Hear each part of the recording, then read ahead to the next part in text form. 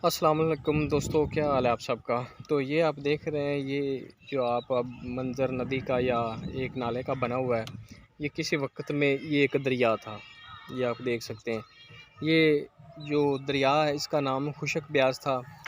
तो ये तकरीबन आज से तकरीबन 15 साल पहले जो, लेकिन इतना ही था, लेकिन ये रवां दवां था, चलता था। तो इसका ये तकरीबन इधर रहीम यार खां की साइड में ये जाता था। तो उसके बाद जब ये साइडों की ज़मीन, ये आप देख सकते हैं कि जब ये आबाद हुई तो इन्होंने साइडों पर पीटर लगा दिए। पीटर लगाने के बाद तकरीबन हर 1 किलोमीटर में 4-5 पीटर होते थे, तो पानी इसका एक नहर जितना था।